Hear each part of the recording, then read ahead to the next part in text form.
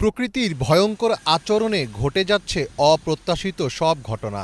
মধ্যপ্রাচ্যের দেশ সংযুক্ত আরব আমিরাতকে বৃষ্টি ও বন্যায় ভাসিয়ে দিয়ে এখন টানা বৃষ্টির শঙ্কায় আরেক মরুদেশ সৌদি আরব। টানা ৪ দিন ভারী বৃষ্টিপাতের শঙ্কা তৈরি হয়েছে দেশটিতে। আর এর ভয়াবহতা বুঝতে পেরে সতর্কতা জারির পাশাপাশি সৌদির আবহাওয়া বিভাগ সাধারণ মানুষকে এই সময় সতর্ক থাকার আহ্বান জানিয়েছে। সতর্কবার্তায় বলা হয়, মক্কা ও এর আশেপাশের এলাকায় ভারী বৃষ্টির আশঙ্কা রয়েছে।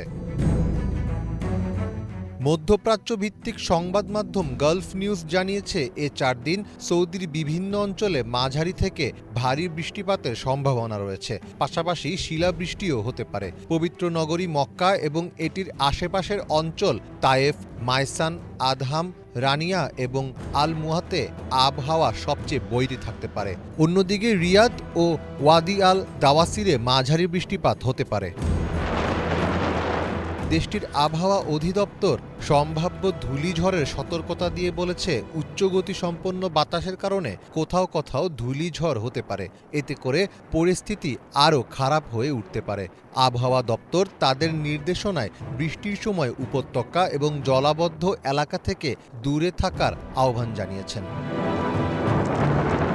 একদিকে যখন বৃষ্টি বন্যায় ভেসে যাচ্ছে মধ্যপ্রাচ্যের দেশ, তখন অন্যদিকে দক্ষিণ এশিয়ার দেশ বাংলাদেশে তাপমাত্রা বাড়ছে অসহনীয় পর্যায়ে। গতকাল সৌদি আরবের রাজধানী রিয়াদে সর্বোচ্চ তাপমাত্রা রেকর্ড হয়েছে ৩৫ ডিগ্রি সেলসিয়াস। অথচ একই সময় বাংলাদেশে গরমে হাঁসফাঁস, সর্বোচ্চ তাপমাত্রা পৌঁছেছে ৪২ ডিগ্রি সেলসিয়াসে।